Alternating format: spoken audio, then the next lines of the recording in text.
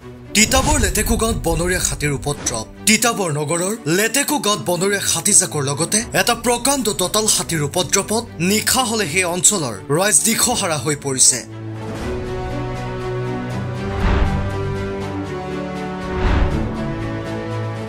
Gibbon অভয়াৰণ্যৰ পৰা অহা দঁতাল হাতীটোৱে ধুদৰ আলিয়ে দি আহি আজি কিছুদিনৰ পৰা লেটেকু গাঁৱত ৰাইজৰ ভঁৰাল ভাঙি ধান খোৱাৰ লগতে কেইবাটাও বাসগৃহ তণ্ডভণ্ড কৰিছে।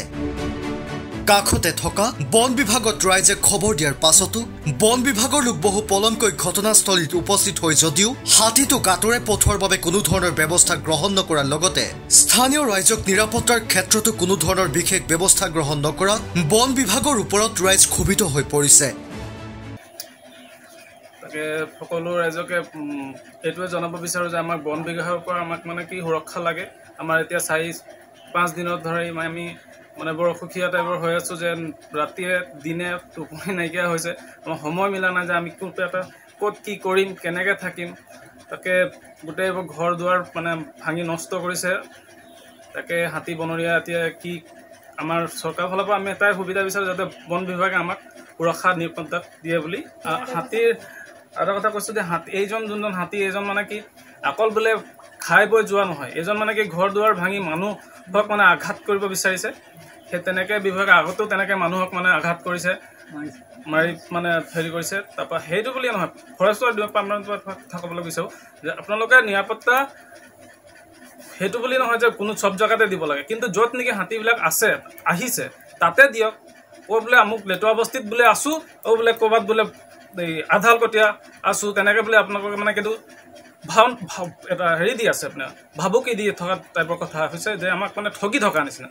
আমি য'ত তেতিয়া মাতিছোঁ আপোনালোকে আমাক আহি সুৰক্ষা দিয়ক বুলি আমি মানে সেয়া আপোনালোকৰ অনুৰোধ জনালোঁ। এতিয়া 6-7 দিন ধৰি যিটো আমাৰ ইয়াত বন্যপ্ৰাণী আহি পিনে আমাৰ ইয়াত গোটেই ঘৰ দুৱাৰ নষ্ট কৰিব হেৰি কৰি আছে, তেওঁলোকৰ প্ৰতি যদি চৰকাৰে বা বন বিভাগে আমাক সুৰক্ষা প্ৰদান কৰে আমি সেইটোৱে বিচাৰোঁ। আৰু আমাৰ ঘৰত যিটো আছে বয়সস্থ মানুহ, তেওঁলোকক আমি এইফালে ৰাতি আন্ধাৰে গোটেই ইফালেতো নিব নোৱাৰোঁ। আৰু বয়সস্থ মানুহ হৈও সৰু ল'ৰা ছোৱালীও আছে, যিকেইটা আমি ঘৰৰ পৰা ওলাইতো যাব নোৱাৰোঁ। মেইন ৰোডেদি আমাৰ আগফালৰ পৰা আহিছে, ঘৰ বৰাল ভাঙিছেই, কিন্তু আমি ঘৰৰ পৰা ওলাই যাব পৰা সুবিধাটো নায়েই। আৰু তেওঁৰ পৰা সেইফালৰ পৰা হৈও আৰু আমি যিটো ফৰেষ্ট অফিচৰ পৰা আহি বিচাৰিছোঁ সুবিধাটো, সেইটোও নাপাইছোঁ। এতিয়া আমি কৰোঁতো কি কৰোঁ, তেনেকুৱা অৱস্থা হৈছে। আৰু তেওঁলোকে যেন আমাক সুৰক্ষা প্ৰদান কৰে সেইটো আমি বিচাৰোঁ। আৰু হাতীৰ যিটো আহি আছে তেওঁ এনেকুৱা হৈছে যে অকল এটা হাতী আহিছে, কিন্তু গোটেই তাণ্ডৱ তেওঁ অকলে কৰি আছে। তেওঁ যেন আনৰ জেগাত নি পিনে বা জীৱন তেনেকৈ সুবিধা কৰিব যেন চৰকাৰৰ ফালে আমি অনুৰোধ কৰিছোঁ। আৰু এইটো এটা হৈছে আমাৰ যিটো মেইন ৰোডৰ ৰাস্তা আছে, সেইটোত আমাৰ ধুনুৰি ৰোডৰ সেইটোত মানে ছেটেলাইটৰ যিটো ব্যৱস্থা কৰিব পাৰে, সুবিধাটো কৰিব পাৰে যদি অতি সোনকালে কৰিব লাগিব। ষ্ট্ৰীট লাইটৰ মানে এন্ধাৰ হৈ থকাৰ কাৰণেও আহিব পাৰে। সেইটো এনেকৈ আমাৰ মানে হেৰি হৈছে, কাৰণ আনকালেতো এনেকৈ মেইন ৰোডেদি অহা নাই, পিছফালৰ পৰা আহিছে, পথাৰ গৈছে, খাইছে বৈছে, গুচি গৈছে। আমাৰ একো হেৰিটো নাই কৰা, কিন্তু এনেকৈ হৈছে এতিয়া মানে হেৰি 9-10টা সময়ৰ পৰাই মানে আপোনাক ভাবুকি হৈ গৈছে যে এইফালৰ পৰাই দৌৰি আহিব। আৰু দৌৰিও আহিছে। কালিও যেনেকুৱা পৰিস্থিতি হৈছে, আমি ঘৰ ফালৰ পৰা সোমাওঁ নে ঘৰ ফালৰ পৰা পলাম তেনেকুৱা পৰিস্থিতি হৈছে।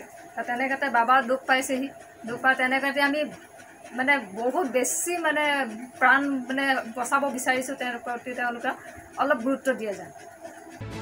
তিতাবৰৰ পৰা চাকিৰা চুলতান আহমেদৰ প্ৰতিবেদন NE8 নিউজ।